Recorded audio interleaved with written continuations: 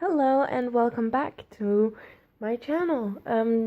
Today I'm going to be talking about Steve Shives, and I know that he's pretty low-hanging fruit, but I thought that it would be nice with some low-hanging fruit for a beginner. So let's get right into it. Number one, it's empowering. Consent means you get to decide. Okay, Steve, so here's the thing. When you spend about 14 months studying human psychology and behavior, you learn to read body language. Body language. The thing is, most people can already read body language to some degree, and consent is not always verbal. If my partner and I are all up in the moment, it would be completely ruined if my partner would ask me for permission to do sexy stuff with me, since I'm clearly into them. Because in 9 out of 10 cases, the no comes before sex is even initiated, before the tit grabbing, before the dick grabbing, before the pussy touching. You say no because you don't feel comfortable. And if you realize in the middle of this that you don't want to, you always have the possibility to back out. Yes, that is very true, but most people know that. Steve, there's no reason for you to sit there high and mighty and lecturing people about such things. Number two, it's affirmative. Sex educators and activists often stress that it's not mere consent, but enthusiastic consent. Once more, Steve. One more time. Body language. Consent isn't necessarily verbal. I need to repeat myself here because you're dense, and your second point is pretty much your first point. If you're nude, you and your partner are nude, or you just have bottoms off, and you're making out, and you're touching, and you're doing the foreplay, why would you suddenly stop? Why would you suddenly get up and say, no, I can't do this, unless you have a husband or wife at home whom you have children with, and you realize, maybe cheating isn't the best idea ever? That would be a reasonable scenario to just not want to have sex with anyone, but I can't see any other scenario, because in every other scenario I can imagine, the no comes way before the foreplay, and when you have foreplay but you don't want to go further, you've usually talked about it before you get to the foreplay things. You just mess around a little and then you cuddle or go watch a movie or something. That's how real people do it, Steve. That's how humans do it. Number three, it can be given or revoked at will. Kind of hope that you're including men within these things, with revoking of consent and stuff. Or, yeah.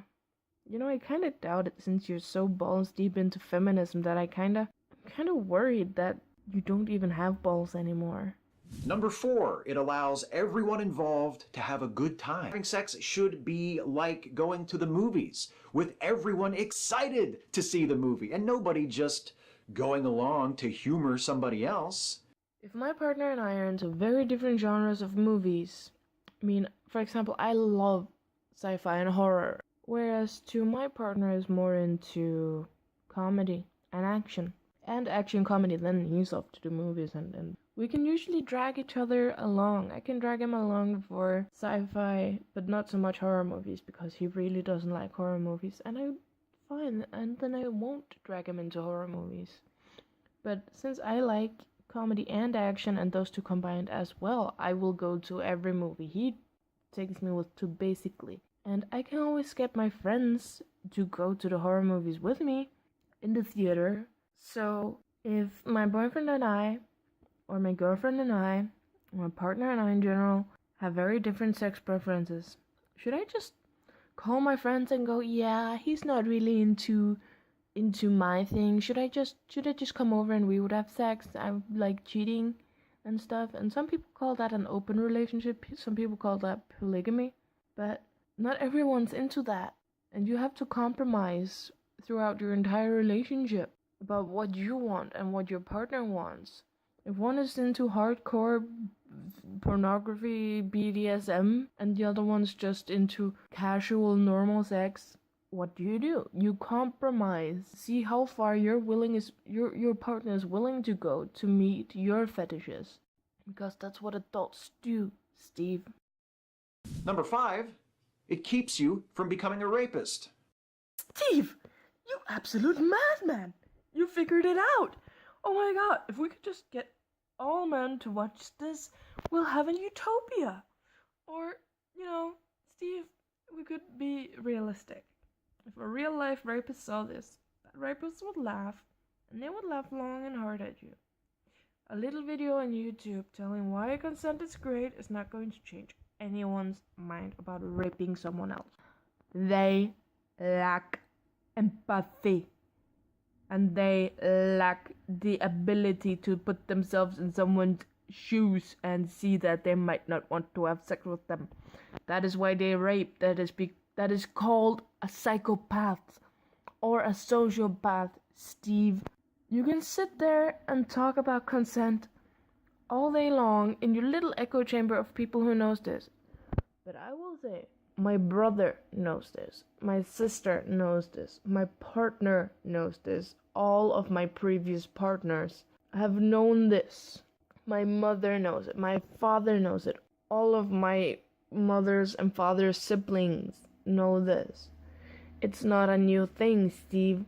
Stop treating it like it is. Consent is important, yeah, but people know that. A rapist is a horrible, horrible person who doesn't have empathy, who doesn't have sympathy, who doesn't see people as people. They're sociopaths and psychopaths, and they're not going to respect you just because you say no. They're going to do whatever they want because they're a psychopath. That's why we have prisons for people who are so fucking morally bankrupt that they don't take no for an answer. If we all respected each other enough to seek consent every time, and to never force sex in a situation where consent is absent or in question, that number wouldn't be 300,000. It would be 0. So I hope you enjoyed that as much as I enjoyed making it, because although he's horrible to listen to and has some weird points, it is kind of fun debunking Steve Shives.